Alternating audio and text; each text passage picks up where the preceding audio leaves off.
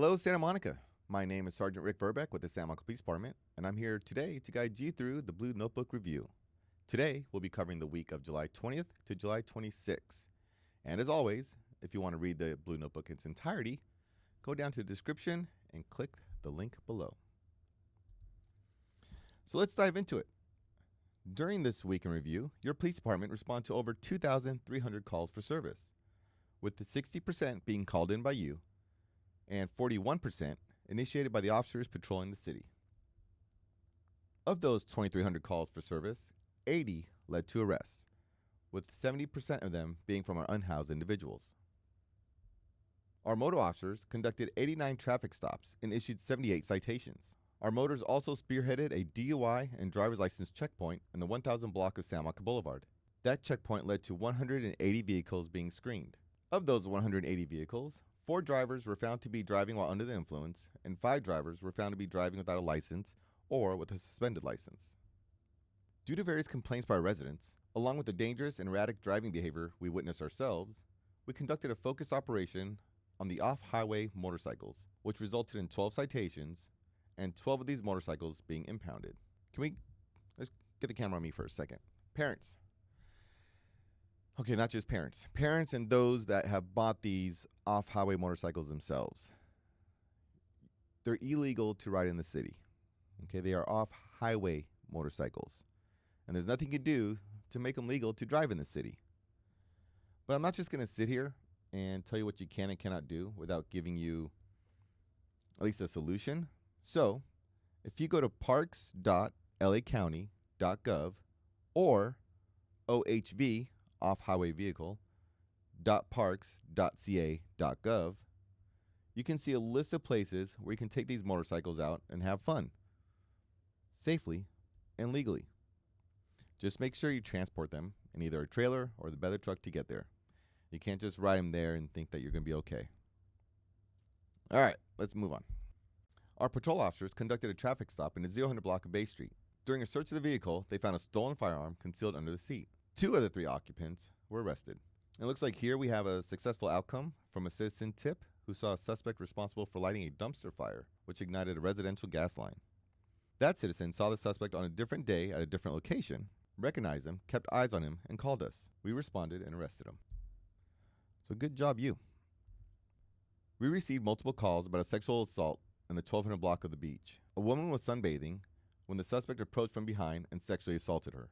The victim, who acted quickly, was able to capture a video of the suspect as he ran away. She provided the officers with the video, which they used to ultimately locate him near 5th and Olympic. The suspect attempted to flee, but after a short foot pursuit, he was taken into custody. Our Directed Action Response Team, aka DART, detained 2 individuals for smoking in Tongva Park. One of the 2 was a parolee from Kentucky and had a full extradition warrant. The other individual was found to be in possession of a machete and was an out-of-state sex offender who never registered in California. Needless to say, both were arrested. Let's get the camera on me for a second. So it's this kind of self-initiated activity that's really important. And when we talk about the traffic stop that happened on 0 block of Bay Street, or even 2 officers stopping these 2 individuals for smoking in the park, which led to bigger crimes, like that's why self-initiated activity is very important. And it's come to my attention that some of our officers actually watched the Blue Notebook Review. So thank you for watching. This message is for you guys. So come closer. A little close. Not too close. Go back a little bit. All right, there you go. Hey, just want to let you guys know from the bottom of my heart, thank you. Thank you for all the work you do. Our community appreciates it, and we appreciate it. So please keep it up. All right, let's go back, shall we? Our Crime Impact Team collaborated with our Smart Center and Downtown Services Unit to conduct an organized retail theft operation on the promenade. That led to 2 felony arrests and 2 misdemeanor arrests. And look, here's a great example of something small turning into something big. There was a shoplifter at TJ Maxx. The officers followed the suspect to his car and initiated a traffic stop. They found merchandise from several other stores and discovered he was on parole for attempted murder. He was ultimately arrested for the parole violation and for felony theft. And here we see our CIT, DART, and patrol units conducted a crime suppression detail at Palisades Park, Tongva Park, and Reed Park. That led to 4 felony arrests and 3 misdemeanor arrests, along with 3 citations. Our community engagement team have been working on several long-term issues, including the Waymo overcrowding at the staging lot on Broadway, chronic trespassers around the 13th block of 19th Street, and several individuals living out of their vehicles. We also concluded this year's National Night Out, which is why you probably noticed my voice is a little off. You know what? Nope, let's get the camera again. Many of you took me on my challenge and dunked me in the dunk tank. You can see I'm a little burnt, voice a little off. Let's just say I was motivating loudly. Probably a dozen to about 15 of you did it legitimately. Actually stood where you're supposed to stand, threw the ball, hit the target, dunked me. But then there's like 30 of you that just cheated, either ran up and hit the bullseye with your hand or just pressed the ball against it. You know who you are, and we're going to be on friendship probation for 24 hours. All right, let's get back. Our help team continues to be out there working with various city entities to help those who are unhoused. During this week, they collaborated with the Salvation Army and Clear Matrix to conduct outreach and, when appropriate, enforcement. I'm happy to see that they were able to help an Air Force veteran with immediate services with the help of the Salvation Army's supportive services for veteran families. Along with the outreach, our help team, along with hosts, were able to clean up a large encampment that popped up over the weekend in the 1500 block of the beach, and arrested an individual on the Big Blue bus for brandishing a box cutter.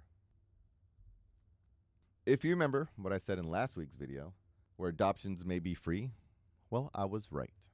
And it looks like now it's officially confirmed. So, adoptions for our felines and our canines are free to a good home. So stop by our shelter at 1649th Street and give one of our 29 dogs and 44 cats a home. In return to giving them a good home, they will give you unconditional love without judgment. Looks like 1 dog and 8 cats were adopted last week. And I know our very own crime prevention coordinator, Jackie, adopted a kitten, which she named Luna. And last but not least, our Harbor Services unit assisted with several medical calls on and around the pier. They also helped evacuate that apartment complex during the previous dumpster fire that we talked about, where the gas line was ignited. So thank you all for your help. And that, my friends, concludes this week's Blue Notebook Review. As promised, let's go over some of the comments or questions that you wrote us. I'm happy to say that these comments and questions are increasing, so keep it going. From Armando Lopez, great job. Thanks, Armando. We do appreciate hearing that. From Hoda, she wants to know about scams that target senior citizens. This is actually pretty prevalent, so really good question.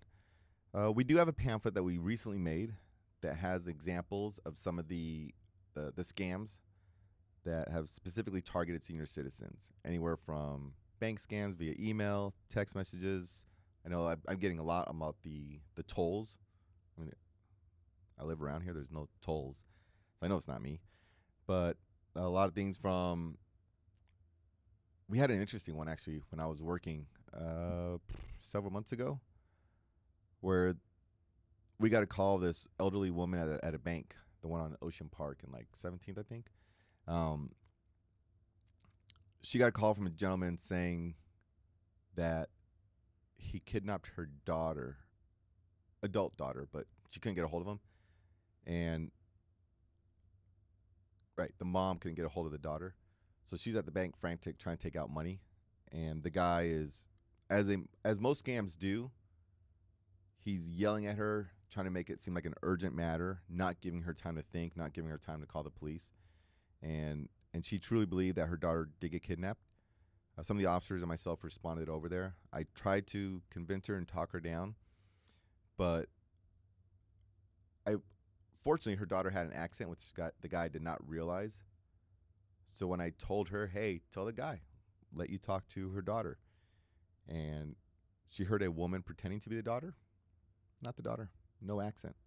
It wasn't until that point that she realized, okay, this is a scam.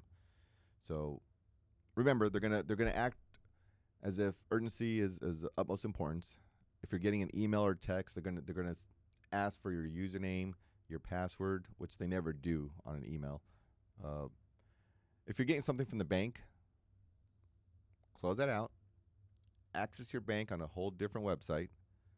and then look at the app on your phone, go to your bank, and see if there's any notifications or messages there. But we do have a pamphlet. I'll see if I can attach that pamphlet to our website. Zara Bueno, hand clapping emojis. Well, allow me to return the favor to you. Thank you. There we go. CM Kobe 88. Love this guy. I love you.